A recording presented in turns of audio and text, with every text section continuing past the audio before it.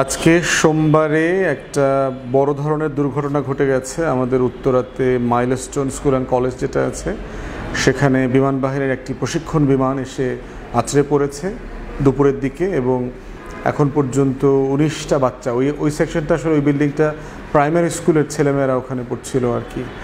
তো 19টা বাচ্চা তাজা প্রাণ অলরেডি ঝরে গেছে আর প্রায় শখানেক বাচ্চারা ব্যাপকভাবে আহত হয়েছে।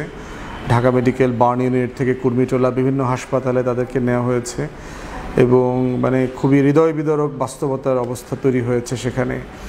তো আমাদের দোয়া বাচ্চাগুলোর জন্য, বাচ্চাদের পরিবারের জন্য, যারা অসুস্থ আহত হয়েছেন সবার জন্য সমবেদনা।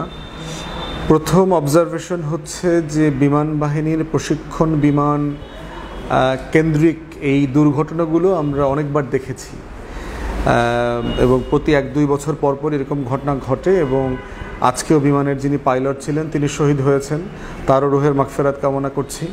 এর আগেও আমাদের যারা যে বিমান দুর্ঘটনাগুলো হয়েছে সেখানেও আমাদের অনেক পাইলট বিমান বাহিনীর অফিসাররা শহীদ হয়েছেন, তাদের সবার রুহের মাগফিরাত কামনা করছি।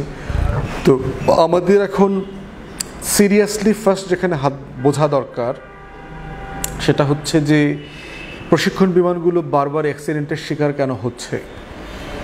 এটা কি যেহেতু আজকের বিমানটা দেখলাম চায়না মেড, 60-এর দশকের টেকনোলজি, এই সমরাস্ত্রগুলো কি আসলে ডিকমিশন করা উচিত কিনা, এগুলো কি আসলে আমাদের বিমান বাহিনীর ডিসপোজালে থাকা উচিত ছিল কিনা, আদৌ এটা সেফ কিনা, এগুলো মেরামত করবার মতো প্রযুক্তি কি আসলে বাস্তবে এখনও বিরাজ করে কিনা।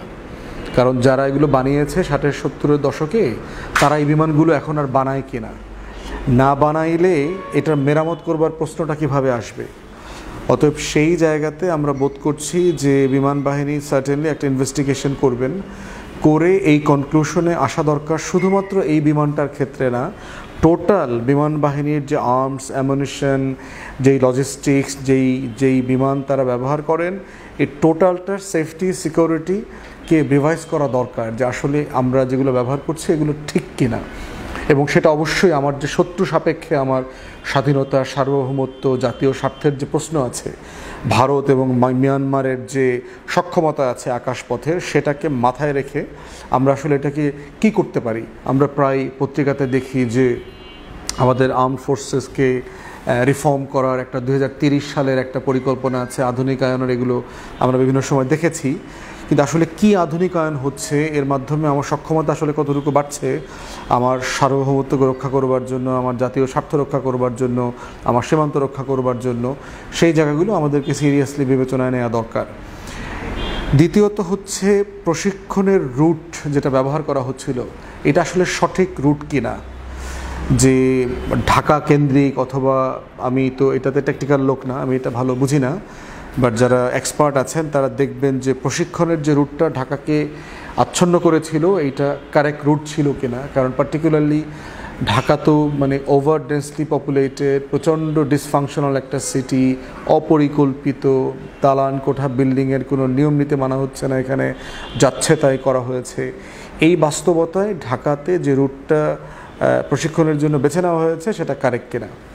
এর আগে হচ্ছে ইমিডিয়েটলি বিমানের চেক আপ যেটা করা হয় আর কি, এয়ারক্রাফট ইঞ্জিনিয়ার যে সার্টিফিকেশনটা করেন যে বিমানটা ফ্লাই করবার জন্য মানে ফিট কিনা, ফিট ফর দ্য পারপাস কিনা আর কি, সেটা করা হয়েছিল কিনা, পাইলট নিজে ফিজিক্যালি, মেন্টালি, সাইকোলজিক্যালি ফিট ছিলেন কিনা। ব্ল্যাক বক্সটা আসলে পরে সার্টেনলি এই বিষয়গুলো আমরা বুঝতে পারবো। এর পাশাপাশি হচ্ছে যে বিমান বাহিনীর এক নিজস্ব তদন্ত হওয়া দরকার এবং এটা সিরিয়াসলি এটা পাবলিক করা দরকার যে আসলে বারবার কেন এটা হচ্ছে। এটা আমরা যেহেতু ট্যাক্সপেয়ার, আমরা যেহেতু এই দেশের জনগণ, আমরা যেহেতু রাষ্ট্রকে স্বচ্ছ করতে চাই, জবাবদিহিতা চাই, তো বিমান বাহিনীর কাছেও আমার এই জবাবদিহিতা আছে। কারণ একজন পাইলট শহীদ হয়েছেন, তার এই বেঁচে থাকাটার অধিকারটা কেড়ে নেওয়ার কোনো বাস্তবতা ছিল কি না, আসলে এটা রক্ষা করা যেত। এর বাইরের একটা বিষয় হলো রাজুক কেন্দ্রিক, যে রাজুকের ভবনটার এই যে সাইজ এবং যে লোকেশন এয়ারপোর্টের এত কাছে, এই বিষয়টা বিবেচনা নেওয়া দরকার, রিভাইজ করা দরকার যে এখানে কোনো বিল্ডিং কোড মানা হওয়া না হওয়ার কোনো বিষয় জড়িত আছে কিনা। কারণ আমরা জানি যে বিমানবন্দরের আশেপাশের একটা বড় এলাকা জুড়েই দালান টালানগুলো 3-4 তলার বেশি করা যায় না। তো সেখানে বিধিনিষেধের অথবা টোটাল স্কুলের ম্যানেজমেন্টের জায়গা থেকে কোনো ঘাটতির জায়গা ছিল কিনা, কোনো কিছু ভিন্নভাবে করা যেত কিনা, সেটা একটু বিবেচনায় নেওয়া দরকার, যদিও এটা খুব মাইনর একটা ইস্যু আর কি। থার্ড হচ্ছে রেসপন্স। বাংলাদেশে যে কোনো ইমার্জেন্সিতে রেসপন্সটার ব্যাপারে দেখলাম যে খুবই অগুছালো, বিশৃঙ্খল, এবং কোনো টিম ডেভেলপ করে না যে আমি কোথায় তথ্য পাবো। যে বাবা মা কাজ করেন, বাচ্চাটাকে সকালে স্কুলে দিয়ে গেছেন, তিনি মতিঝিল থেকে কখন যাবেন, ফিরবেন, কোথায় খবর নেবেন, কার কাছে যাবেন। তো এই জন্য যেটা হচ্ছে যে আমাদের রেসপন্স টিমের বাংলাদেশে কোনো সার্ভিসের জায়গাটা নাই, যে কাস্টমার সার্ভিস কোনটা, যারা ভিকটিম তাদেরকে আমরা রিচ আউট করবো কীভাবে, এবং তাদেরকে রিচ আউট করবার জায়গাটা কী হবে, আমি কোথায় এটা নক করব। এবং এটার সাথে অনেকগুলো সেবা জড়িত। একটা হচ্ছে ফায়ার সার্ভিস জড়িত, এটার সাথে এয়ার অ্যাম্বুলেন্স জড়িত, ফিল্ড অ্যাম্বুলেন্স জড়িত, সাইকোলজিক্যাল ট্রমা ইস্যু জড়িত, এখানে ডাক্তার জড়িত, কোন হাসপাতালে কী ধরনের সার্ভিস আছে সেখানে নেয়ার ব্যবস্থা করা দরকার, রক্ত দরকার, আবার অনেক লোক রক্ত দেওয়ার জন্য গেছেন, এটার ম্যানেজমেন্টটা কীভাবে হবে। এই টোটাল ইমার্জেন্সির একটা প্ল্যানের যথেষ্ট ঘাটতি আছে দেশে। এবং বাহিরে আমরা এটা দেখেছি যে একটা ঘটনা ঘটার সাথে সাথে 5টা নাম্বার সকল টেলিভিশন চ্যানেলে উঠে আসে যোগাযোগের জন্য, কন্ট্যাক্ট করুন, আপনি কী খুঁজতেছেন, কাকে চাচ্ছেন, আমরা আপনাকে রেসপন্স করছি। এবং ওই যে ইমার্জেন্সি টিম আছে এদের কাছ থেকে সমন্বয় করে তথ্য নিয়ে ওখানে ভিকটিমদেরকে, ভিকটিমের পরিবারদেরকে এগুলো আবার জানানো হয়। তারপর এখানে যেভাবে বাচ্চারা মারা গেছেন, তাদের লাশ যেভাবে গলে গেছে, অনেকের বাচ্চার খবর দেখলাম, সেটা হচ্ছে এটা আইডেন্টিফাই কীভাবে হবে, ডিএনএ স্যাম্পলিং কীভাবে হবে, এই ব্যাপারে এখন পর্যন্ত সরকারের যে মিনিটস বাই মিনিটস যে ব্রিফিং অথবা রিপোর্টিং, এটা আমরা দেখতে পাচ্ছি না। এর বাইরে একটা বিষয় আছে যে, এবং এই মিনিটস রিপোর্টিংটা একটা পর্যায়ে দিতে হবে যে 12টা, ধরেন এক্সাম্পল 12টা 30 মিনিটে বিমানটা ঢাকা বিমানবন্দর থেকে উঠেছে, অথবা লালমনিরহাটের প্রশিক্ষণ যে বিমানবন্দর আছে সেখান থেকে উঠেছে, অথবা তেজগাঁও থেকে উঠেছে, 13তে এইটা ঢাকাতে ঢুকেছে, 12টা 14তে গিয়ে এটা মাইলস্টোন বিল্ডিংয়ের উপরে গেছে, এবং এটার পর এতজন বাচ্চা মারা গেছে, এটা রেস্কিউ টিম কি হচ্ছে।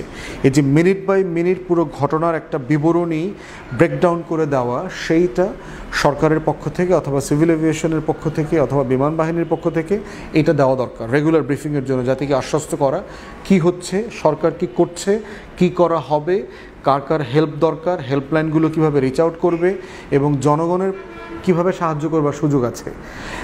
এরপর একটা ব্যাপার আছে, বাংলাদেশে এই ধরনের ঘটনা ঘটলে উৎসুক জনগণ চারপাশে এমনভাবে ভিড় জমায় যে emergency service, ambulance, fire brigade, police কেউ যেতে পারে না, এবং ওখানে একটা ক্যাওটিক সিচুয়েশন তৈরি হয়। তো দয়া করে উৎসুক জনতারও কী করণীয় আছে, তাদেরকে আসলে কোন জায়গায় ব্যারিকেড দিতে হবে, তাদের আসলেও আদৌ ওখানে যাওয়া উচিত কি না, সেই ব্যাপারেও সরকারের পক্ষ থেকে এবং ইমার্জেন্সি টিমের পক্ষ থেকে রেসপন্স করা দরকার এবং গাইডেন্স দেওয়া দরকার। তো এই সামগ্রিক বিবেচনায় আমরা বোধ করতেছি যে এই ধরনের ঘটনা বারবার ঘটছে, কিন্তু করণীয় কি হবে, এটার সমাধান কিভাবে হবে, আমরা এটা কীভাবে অ্যাড্রেস করব রাষ্ট্র আকারে নাগরিকের জায়গা থেকে, সেই জায়গাগুলো আমাদের সিরিয়াসলি মাথায় নেওয়া দরকার, এবং একটা রোডম্যাপ টাইপের একটা রিটেন প্ল্যান তৈরি করা দরকার। এর বাইরে দেখলাম যে অনেক স্বেচ্ছাসেবী সংগঠন সাহায্য করতে চায়, দৌড়দৌড়ি করছে, ওখানে যাচ্ছে সেখানে যাচ্ছে। তো সেই স্বেচ্ছাসেবী সংগঠনগুলোর ভূমিকা কি আছে, তারা আসলে কি করবে, সেগুলো মাথায় রাখা দরকার। আর একটা সংকট আছে, রাজনৈতিক দলগুলোর মধ্য থেকে প্রচণ্ড একটা টেম্পটেশন কাজ করে, একদম জনবল, দলবল, মিছিল সহকারে ওইখানে ঘটনাস্থলে যাওয়া, বার্ন ইউনিটে যাওয়া, হাসপাতালে যাওয়া। দুনিয়াতে এই ধরনের প্র্যাকটিস দেখি নাই। ইমার্জেন্সি সিচুয়েশনগুলোতে ইমার্জেন্সি সার্ভিস ছাড়া, ওখানকার টেকনিক্যাল এবং ট্রেন জনগোষ্ঠী ছাড়া কেউ ওইসব জায়গাতে যায় না, যাওয়া উচিত না। কারণ গেলে পরে সার্ভিসটাকে দেয়াটা, ওখানকার ইমার্জেন্সি রেস্কিউ টিমের কাজটাকে অনেক জটিল হয়ে যায়।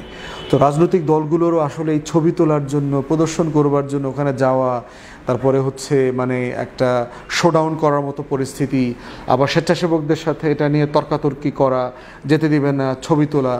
এরপরে হচ্ছে এই ধরনের সিচুয়েশনের ছবি তোলার ব্যাপারেও আমাদের অনেক বেশি সেন্সিটিভ থাকা দরকার, যে কারো প্রাইভেসি কান্নাকাটি করছে, এই বাস্তবতাগুলো অনুমতি না নিয়ে এগুলো করাটা আমাদের ব্যাপারে সতর্ক থাকা উচিত।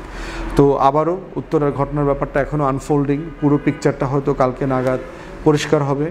আমাদের দোয়া এবং রেস্কিউ টিম যারা কাজ করছেন, যারা সেবা দিচ্ছেন, আর্ম ফোর্সেসের অফিসাররা, ইমার্জেন্সি সার্ভিসের অফিসাররা, সবার প্রতি আমাদের কৃতজ্ঞতা। তারা পেশাদারিত্বের সাথে কাজ করবেন এবং আমরা আসলে জানতে চাই কি হয়েছিল, কি করা যেত। ধন্যবাদ সবাইকে।